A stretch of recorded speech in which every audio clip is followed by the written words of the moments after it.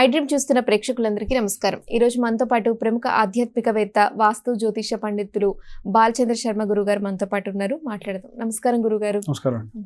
గురుగారు, మామూలు సాధారణంగా ఇల్లు అన్నాక బల్లులు, ఎలుకలు వస్తూ ఉంటుంటాయి మనం శుభ్రంగా లేని స్థలంలో, ప్రదేశంలో. అయితే బల్లులు అనేది బాగా వేడిగా ఉన్న ప్రదేశంలో వస్తూ ఉంటుంటాయి అంటుంటారు. సాధారణంగా బల్లులు నేల మీద నడుస్తున్నా లేదా తెలియక మనం తొక్కినా ఏమైనా అనర్థాలు జరుగుతాయా? అసలు బల్లి మీద పడినా కూడా మనం ఏం చేయాలనేది చెప్పండి. శ్రీమాత్రే నమః, శ్రీ గురుభ్యో నమః. మనకు బల్లుల గురించి అసలు విషయం చెప్తే ఎవ్వరు వినరమ్మా. ఉదాహరణకు ఏదైనా బయట పిల్లలు ఆడుకొని వచ్చి చేతులు కడుక్కోకుండా తినేశారనుకోండి ఏదన్నా వస్తువుని, కొంత బ్యాక్టీరియా బాడీలోకి వెళ్ళి కొంచెం లేట్గా అయినా సరే ఫీవర్ వస్తుంది. ఎందుకంటే రకరకాల దుమ్ము, ధూళి అంతా ఉంటుంది. వాళ్ళు ఎక్కడ పడితే అక్కడ చేతులు పెడతారు కాబట్టి ఆటోమేటికల్గా బాడీలోకి ఒక ఇన్ఫెక్షన్ అనేటువంటిది వెళ్తుంది. కాబట్టి వైరల్ ఇన్ఫెక్షన్తోని లేదా ఇన్ఫెక్షన్తో కూడిన జ్వరాలు వస్తాయి. కాబట్టి వీళ్ళు ఏమంటారు, అరే అట్లా స్నానం చేయకుండా పాపం తగులుతుందిరా, ఇల్లు అంటే ఎంత శుభ్రంగా ఉంటుంది కాబట్టి పిల్లలకి అదేదో తెలవని ఒకటి ఏదో అవుతుంది నాకు అని చేతులు కాలు కడుక్కుంటారు. అలాగే బల్లుల విషయంలో కూడా వాస్తవంగా బల్లులు పురుగులను తినడం వల్ల సాలోమోని సంథింగ్ ఏదో ఒక కెమికల్ దాని శరీరం నుంచి విడుదలవుతుంది. అది ఒకవేళ మన రైట్ సైడ్ చిన్ పార్ట్కి గనక తగిలింది అనుకోండి,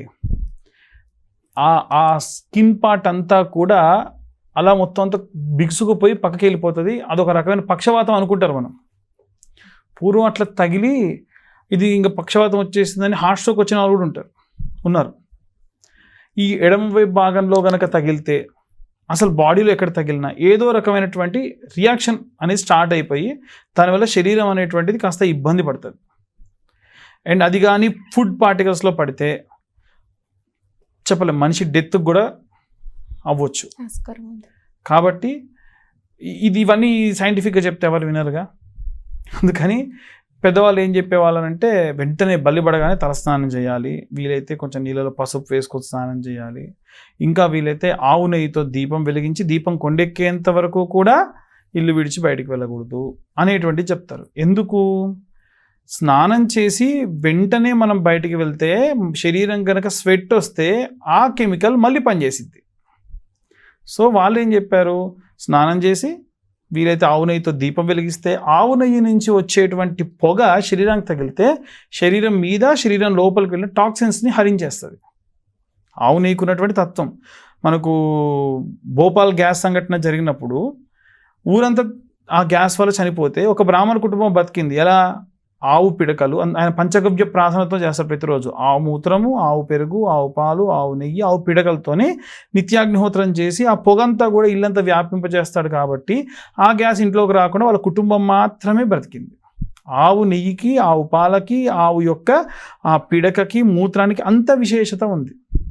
కాబట్టి ఆవు నెయ్యితో దీపారాధన చేసి ఇంకా వీలైతే గోపంచకాన్ని ఇల్లంతా చల్లుకోవడం వల్ల ఎక్కడైతే బల్లి పడి పొరపాటున తొక్కినా ఏదైనా చేసినా చల్లడం వల్ల నెగిటివిటీ, ఆ టాక్సిన్స్ అనేటువంటివి పోతాయి. అందుకని ఈ బల్లిని తొక్కినా ఏదైనా చేసి, ఇంకోటి ఎవరన్నా బంగారు బల్లి, వెండి బల్లి కాంచీకి వెళ్ళి పట్టుకున్నటువంటి వాళ్ళు ఉంటే వాళ్ళ కాళ్ళకు దండం పెట్టాలి అంటారు. ఇది వారిష్టం అంతే తప్ప దాన్ని సీరియస్గా తీసుకునేటువంటి పని లేదు. అంత డేంజరస్ అనేటువంటిది ఏం కాదు. ఇవి మినిమం ఎక్కడైతే బల్లి పడిందో అక్కడ ఇప్పుడు మనకి ఒక హైజినిటీ మెయింటైన్ చేయండి అని చెప్తే ఎవరు వినలా. మనకు మెన్సెస్ వచ్చినప్పుడు ఆడవాళ్ళకి క్వారంటైన్ చేయండి వాళ్ళని 5 రోజులు అని చెప్తే ఎవరు వినలా.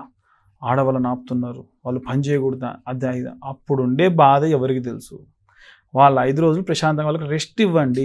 ఇంట్లో నువ్వు వండలేవా, 5 రోజులు వాళ్ళకి రెస్ట్ ఇచ్చి వాళ్ళకి ఒక ముద్ద అన్నం పెట్టి వాళ్ళకి ఏం కావాలో అది వండి పెట్టమంటే నేనేం తింటే అది పెడతా, నేను ఇష్టం వచ్చింది పెడతా, నువ్వు తినేటువంటి స్టేజ్కి మనం తీసుకెళ్ళిపోయాం. కాబట్టి అది వ్యతిరేకత వచ్చేసింది. కాబట్టి ఈ క్వారంటైన్ అనేటువంటిది పాటించడం మానేసిన తర్వాతకి 3 సంవత్సరాలు క్వారంటైన్లో ఉన్నాం మనం, కరోనా అనేటువంటిది రావడం వల్ల. కాబట్టి వీలైనంత వరకు చెప్పేటువంటి వాటికి సంబంధించి కొన్ని పద్ధతులు ఉంటాయి. దానివల్ల మనకు ఏదో ఒక రకమైనటువంటి శాస్త్రీయమైనటువంటి లాభం ఉంటుంది, ఈ యొక్క మానసికమైనటువంటి, శారీరకమైనటువంటి లాభం ఉంటుంది. కాబట్టి పెద్దలు చెప్పారు, దాన్ని మనం పాటించాలంతే. ఎందుకు అనేటువంటిది చాలామంది నిజంగా చెప్తున్నానండి, మనకు కొన్ని పద్ధతులు ఎందుకు అనేటువంటి తెలియదు, తెలుసుకునే ప్రయత్నం కూడా చేయం, పాటిస్తాం అంతే. చెయ్యాలి, ఎందుకు అంటే తప్పది, అడగకూడదు, చేయాలంతే. ఉదాహరణకు మీకు చిన్న విషయం చెప్తే మీరు బాగా అర్థం చేసుకుంటారు. ఒకసారి ఒక అతను రోజు కూడా పూజ చేసేటప్పుడు పాలు నైవేద్యం పెట్టేవాడు దేవుడికి. కళ్ళు మూసుకొని పూజ చేసి కళ్ళు తెరిచి చూస్తే పాలు దేవుడు తాగేస్తున్నాడు. రోజు నైవేద్యం పెడితే రోజు పాలు తాగుతున్నాడు. అరే, దేవుడు నా నైవేద్యం స్వీకరిస్తున్నాడని ఒకరోజు దేవుడిని చూద్దాం అని చెప్పి పూజ చేస్తూ ఇలా కన్నబెట్టి చూస్తే పిల్లి వచ్చి తాగుతుంది. దొంగ పిల్లి మొక్కను నువ్వు తాగుతున్నావు అని చెప్పి పిల్లిని పట్టుకొని బుట్ట కింద పెట్టేసి పూజ చేశాడు. ఆ పిల్లి రుచి మరిగిందిగా, రోజు తియ్యటి పాలు చక్కెర వేసి మరి పాలు పెడుతున్నాడు. అందుకని రోజు విశ్వ ప్రయత్నం చేసేది. ఈ ముసలాయన అయ్యేంత వరకు పిల్లి వచ్చేది, ఆ పిల్లి కూడా ముసలిది అయ్యేది. ఈ ముసలాయన చనిపోయాడు, ఆ పిల్లి రావడం మానేసింది. రోజు పిల్లి రాగానే బుట్ట కింద పెట్టాలి, పూజ చేయాలి. వాళ్ళ కొడుకు పూజ్యాలుగా మరుసటి రోజు నుంచి ఒక సంవత్సరం అయిన తర్వాత పూజ చేయడం స్టార్ట్ చేశాడు. ఆయనకు మనసుకు పట్టట్లా.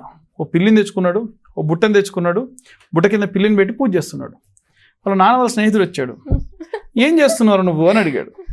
ఇది మా ఆచారం అండి, ఇది మా ఆచారం, బుట్ట కింద పిల్లిని పెట్టకుండా పూజ చేయకూడదు మేము. నీ బొంద, రోజు పిల్లి వచ్చి పాలు తాగుతుంటే మీ నాన్న పెట్టి చేసేవాడు, రోజు చెప్పుకునేవాడు ఎంత మొండిదిరా పిల్లని, అంతే తప్ప ఏం లేదు, తీసేయని చెప్పాడు. అంటే ఇది ఎందుకు పాటిస్తున్నాయని తెలియదుగా, అది ఆచారం అయిపోయింది.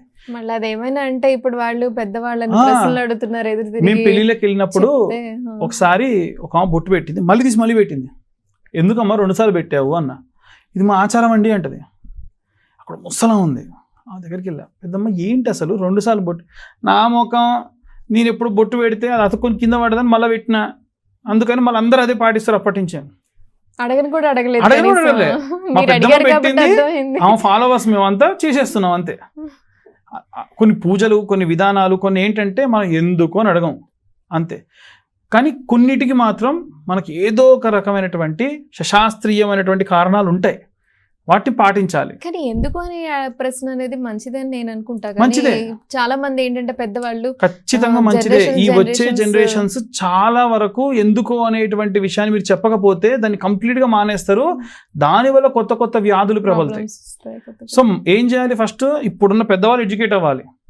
పెద్దవాళ్ళు మీరు చిన్నోళ్ళు ఎందుకు ఏంటని అడుగుతారా? ప్రతి ఒక్క దాని గురించి అమ్మా, మనం పెట్టే దీపారాధన దగ్గర నుండి మనం చేసేటువంటి అపవృత స్నానం వరకు, పుష్కర స్నానం వరకు ప్రతిదానికి శాస్త్రీయమైనటువంటి కారణం ఉంది. ధర్మసింధు లాంటి గ్రంథాలు ఉన్నాయి, దాంట్లో ప్రతి ఒక్క దానికి కారణం ఉంది.